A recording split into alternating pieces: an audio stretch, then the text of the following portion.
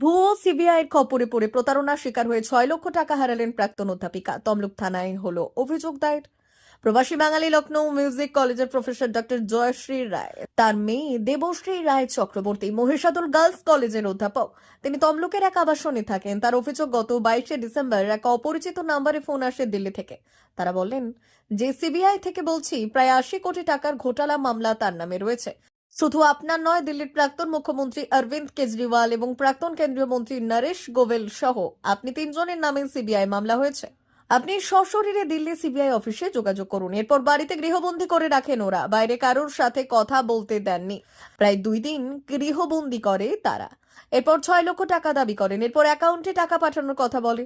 অভিযুক্ত ভয় পেয়ে 6 লক্ষ টাকা আরটিজিএস করেন। পরে জানতে পারেন তিনি প্রতারণার শিকার হয়েছেন। এরপর তমলুক থানার দ্বারস্থ হন। এই নিয়ে তিনি লিখিত অভিযোগ দায়ের করেছেন।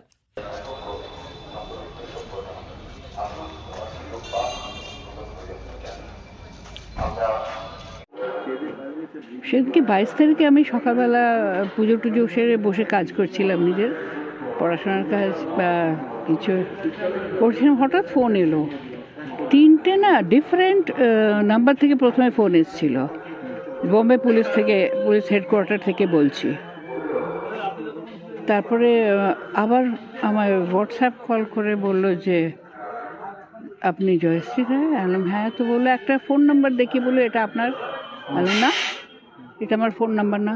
কিছুতেই শোনে না, বলে না এটা তো আপনারই নামে রয়েছে। এটা অক্টোবরে নেওয়া হয়েছে বম্বেতে। কি একটা আন্ধেরি না কোন একটা জায়গার নাম করে বললো, ওইখান থেকে আপনার ফোনটা নেওয়া হয়েছে। আর আপনার উপরে অ্যারেস্ট ওয়ারেন্ট আছে আমাদের কাছে। আপনাকে ফিজিক্যালি এখন এক্ষুনি বম্বে আসতে হবে। হ্যালো, এটা কি? আমি জন্ম বম্বেতে, আমি 10 বছর বয়সে চলে এসেছি এলাহাবাদে। তারপরে এলাহাবাদে বাপের বাড়ি, ওখানে পড়াশোনার MA অবধি পাস করেছি।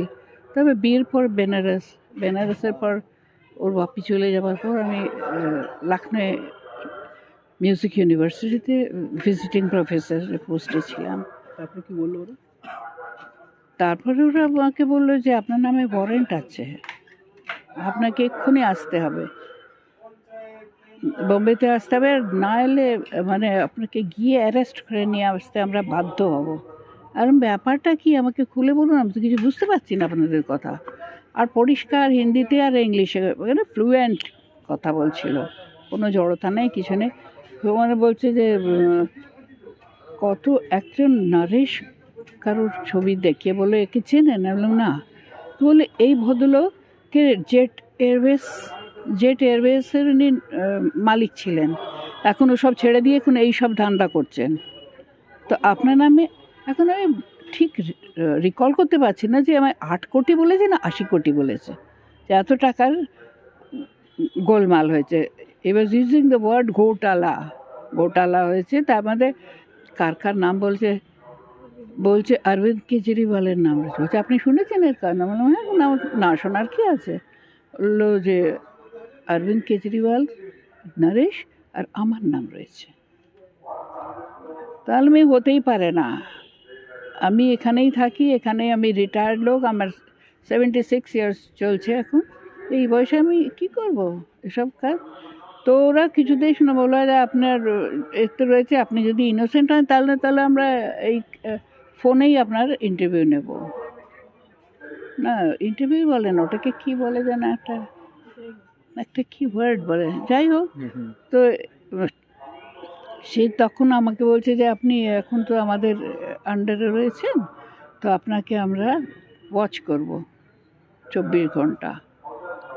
ফোন একেবারেই 1 মিনিটের জন্য অফ করবেন না, কাউকে এখন ঘরে ঢুকতে দেবেন না, কারোর সাথে আপনি ফোনে কথা বলবেন না। তো এই सब করে করে আবার সারাটা দিন লাগিয়ে দিল। ठीक है आप लंच कर लीजिए, लंच टाइम में ठीक है आप लंच कर लीजिए, फिर आपसे बात करते हैं।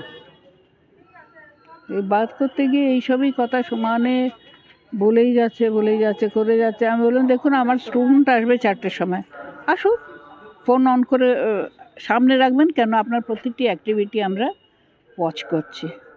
পুরোটাই কি ইংলিশ আর হিন্দিতে কথা বলেছে? ম্যাক্সিমাম হিন্দিতে রয়েছিল। তা আমি তো হিন্দি বলতে পারি, আমি তো প্রবাসী বাঙালি। ওরা কি পয়সা কিছু দিতে মনে করেছে? পরে আমায় জিজ্ঞেস করলো আপনার কত, আপনার কাছে কত টাকা আছে। আর এমন করে বলছিল না যে আমি সত্যি কথাটা বলতে আমি বাধ্য হয়েছিলাম। আমার মাথায় আসেনি না একবারও যে এটা ফ্রড হতে পারে। কি বলেছিলেন? আমি বললাম যে হ্যাঁ আপনার সেভিংসে কত টাকা আছে। আমি বললাম আছে 29,000 প্রায়, আর এটা আমার পেনশনের টাকা, ফ্যামিলি পেনশন, আর ওইতে ফিক্সড ডিপোজিট। তো আমি বললাম 6-7 কিছু হবে, তা আমার ঠিক মনে নেই। তো বলছে যে পরের দিন সকালবেলা হ্যালো ট্যালো করে গুড মর্নিং যাবে ডিসেন্ট যেমন কথা বলে সেই আবার একঘেয়ে শুরু করে দিল যে আমি দোষী, আমি ক্রাইম করেছি, আমার নাম ক্রিমিনালদের লিস্টে রয়েছে। এসব করে করে বললো যে এক্ষুনি আপনি চলে যান ব্যাংকে। বলছে যে এই কাজগুলো ব্যাংকাররাও করতে পারে। বললাম যে কী করে হবে এটা? বলছে না, করতে পারে, আপনি নিজের আধার কার্ডে সিগনেচার করে দেন। আমি বললাম হ্যাঁ। লাস্ট কবে দিয়েছেন? আমি বললাম কেন, লাস্ট মান্থে দিয়েছি, ওই লাইফ সার্টিফিকেট জন্য দিয়েছি। বলছে ऊपर की लेकिन मैंने पर्पस कुछ लिखती है? मालूम नहीं पर्पस क्या लिखेंगे, फ़ोटो उसके बाद साइन करके दे देते हैं।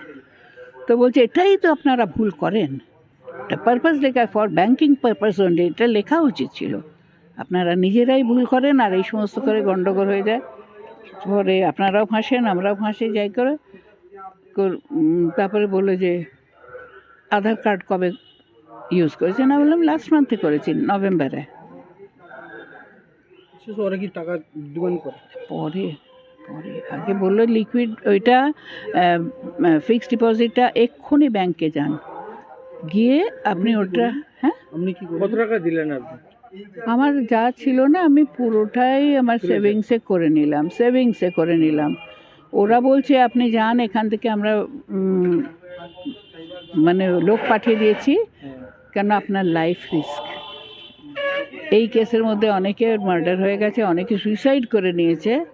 তো আমি চাই আপনাকে একটু সেভ করতে, আপনার লাইফ কিন্তু রিস্কে আছে, আপনার যে কোনো মোমেন্ট আপনার মার্ডার হয়ে যেতে পারে। কেন ও সেই লোকটার নরেশ নাকি নাম নেই, বলছে ও যদি জানতে পারে যে আপনি সিবিআই এর আন্ডারে এসে গেছেন, ও আপনাকে বাঁচতে দেবে না। ওরা কি বারবার সিবিআই এর কথা বলেছে? হ্যাঁ, আমি তো কাগজে দেখাচ্ছে যে সিবিআই এর লোগো দেখাচ্ছে, আর বারে দেখাচ্ছে। আমি তো মনেই হচ্ছে যে হ্যাঁ সিবিআই এর লোক। ফিক্সটাকে ভাঙিয়ে কত টাকা ওদের সেভিংসে দিলেন? পরের দিন, মানে এটা 22 তারিখ থেকে আমার পেছনে রয়েছে, 24 তারিখে। কত টাকা দিলেন? 24 তারিখে ওরাই বললো যে আপনি চলে যান। ওই যে মামুনি ওই পার্টিকুলার আরটিজিএস, মানে আমি এইসব কথাই জানি না ভাই। হ্যাঁ, তো ওই আরটিজিএসটা ফর্ম নিয়ে ভরুন, এই লিখুন সমস্ত। ওরা নিজেদের কি নাম, কার নামে যাবে, অ্যাকাউন্ট নাম্বার সমস্ত কিছু দিয়ে দিল। আর বললো যে আপনার পেছনে 2টো কালো ড্রেস পরা লোক আপনাকে প্রোটেক্ট করার জন্য রয়েছে। এখন আমি ব্যাংকে গিয়ে তো কত লোক কালো ড্রেস পরা থাকে, তো সবাইকে 6 লাখ টাকা চাইলো তো আমার কাছে।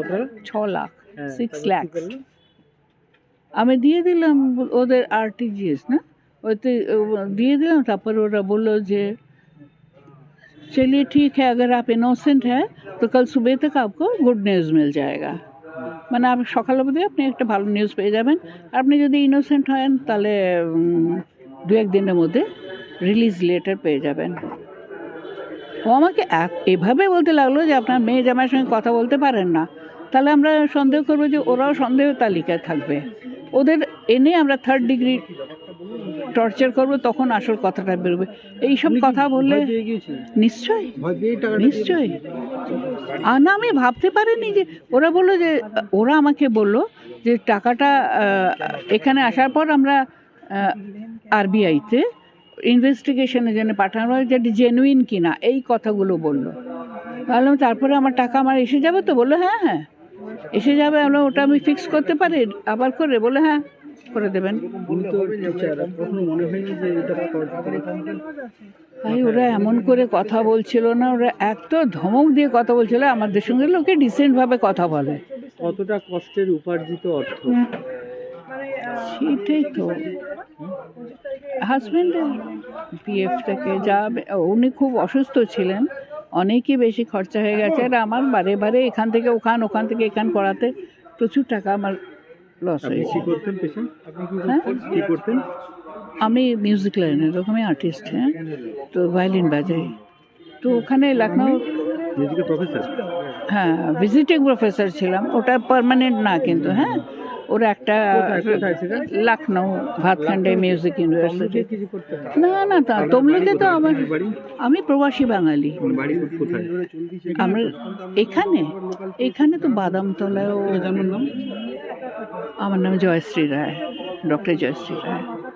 আমার যেটা মনে হয় পার্সোনালি, আমরা যে এই মুহুর্মুহু এত অতিরিক্ত ফেসবুক, হোয়াটসঅ্যাপ, এই যে এত বেশি আমরা সোশ্যাল মিডিয়ার দিকে আকৃষ্ট, মানে কি ছোট কি বড় কি শিশু, মানে আমাদের হেন জিনিস নেই। আমরা এখান থেকে পুরী যাচ্ছি, কটক যাচ্ছি, আমরা এই করছি সেই করছি, রিল করছি, সমস্ত কিছু আমাদের অ্যাট দ্যাট ভেরি মোমেন্ট আমাদের যে আপলোড করে দিতে হচ্ছে। মানে এইটা যে কি বেশি খতরনাক। এআই যে আমাদের একটা যে বিশাল একটা আমাদের ভালো জায়গা, কিন্তু ততোধিক আমাদের যে একটা অসুবিধার জায়গা ক্রিয়েট করছে।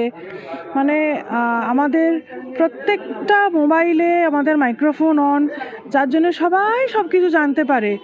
এইটা ভীষণ একটা অসুবিধার জায়গা ইকুয়ালি। সুতরাং নাম করে এটা কতটা মানে অপরাধ? বিরাট অপরাধ। মানে একদিক থেকে এদের এই যে ছেলেমেয়েগুলো যারা এটা করছে তারা ডেফিনেটলি শিক্ষিত, নালে এত বড় একটা স্ক্যাম যারা করে তারা অশিক্ষিত হলে মোটেও করতে পারবে না। তারা নিশ্চয়ই অতিরিক্ত শিক্ষিত, এবং এত ভালোভাবে পুরো জিনিসটা ওয়ার্কআউট করা আমার আপনার পক্ষে মানে আমরা যারা রেগুলারের কাজ করি আর এই সবগুলো সম্ভব নয়। আপনার মায়ের তো অনেক টাকাই দিয়েছি। হ্যাঁ, হ্যাঁ, 6 লক্ষ টাকা। আমার নাম দেবশ্রী রায় চক্রবর্তী। আমি মহিষাদল গার্লস কলেজে অধ্যাপনা করি। মা ওয়েলফেয়ার ফাউন্ডেশন নেশা মুক্তি ও পুনর্বাসন কেন্দ্র। বিজ্ঞানসম্মত আধুনিক পদ্ধতি ও অভিজ্ঞ চিকিৎসকদের দ্বারা চিকিৎসা ও কাউন্সেলিং করানো হয়। নেশার প্রবণতা থেকে বের হওয়ার জন্য চাই সৎ ইচ্ছা। এই নেশাসক্ত ব্যক্তিদের নানান সমস্যার সম্মুখীন হতে হয়। তারা চাইলেও এই পথ থেকে বেরিয়ে আসতে পারেন না, হতাশ ও একাকিত্ব বোধ করেন। তাদের ভুল পথ থেকে স্বাভাবিক জীবনে ফিরিয়ে আনতে আমরা বদ্ধপরিকর। মাদকাসক্ত ব্যক্তি পাগল নয়, খারাপ নয়, তারা শুধুই অসুস্থ। প্রয়োজন শুধু সঠিক চিকিৎসা। আপনার সন্তান কোথায় যায়, কাদের সাথে চলাফেরা করে, নিয়মিত স্কুল কলেজ যায় কিনা, অপ্রয়োজনে বাড়ির বাইরে থাকে কিনা, অস্বাভাবিক জীবন যাপন করে কিনা, আপনি যা অর্থ দেন তা সঠিকভাবে ব্যয় করে কিনা, পারিবারিক অশান্তি, শারীরিক অত্যাচার, স্ত্রী পরিজনকে অকারণে সন্দেহ, অবিশ্বাস, কর্মক্ষেত্রে অবনতি, মাত্রাতিরিক্ত আর্থিক চাহিদা বেড়ে গেছে, তার মানে আপনার প্রিয়জন তীব্র নেশাগ্রস্ততায় বা মানসিক সমস্যায় ভুগছেন। নেশামুক্তি ও মানসিক রোগের নিরাময় ও কাউন্সেলিং কেন্দ্র এখন বেলদায়। মদ, গাঁজা, ড্রাগস ও ইত্যাদি বিভিন্ন ধরনের নেশা এবং মানসিক রোগের চিকিৎসা করতে হলে আজই আসুন মা ওয়েলফেয়ার ফাউন্ডেশন। এখানে আমাদের চিকিৎসা পদ্ধতি: 1. নেশাগ্রস্ত রোগী এবং তার পরিবারের কাউন্সেলিং এর ব্যবস্থা। 2. নিয়মিত যোগ, প্রাণায়াম ও ধ্যানের মাধ্যমে এবং মোটিভেশনাল ক্লাসের মাধ্যমে রোগীকে সুস্থ করা। 3. নিয়মিত ডাক্তারি পরিষেবা ও অভিজ্ঞ সাইকোথেরাপিস্ট দ্বারা কাউন্সেলিং এর ব্যবস্থা প্রদান। 4. প্রত্যেক রোগীর নিজস্ব শারীরিক এবং সামাজিক বৈশিষ্ট্য অনুযায়ী পৃথক পৃথক কাউন্সেলিং এর ব্যবস্থা, অভিজ্ঞ পরামর্শদাতার পরামর্শ প্রদানের ব্যবস্থা। 5. অনিচ্ছুক রোগীদের বাড়ি থেকে চিকিৎসা কেন্দ্রে নিয়ে আসার ব্যবস্থা করা হয়। বিশ্ব স্বাস্থ্য সংস্থা দ্বারা অনুমোদিত মদ, গাঁজা, ড্রাগস ও মানসিক রোগে চিকিৎসা করতে হলে আজই আসুন মা ওয়েলফেয়ার ফাউন্ডেশন বেলদা থেকে। যোগাযোগ করুন আমাদের সঙ্গে। Mobile number 9144587202। মা ওয়েলফেয়ার ফাউন্ডেশন বেলদা, কেশিয়ারি মোড়, রেলগেটের কাছে, মোহাম্মদপুর।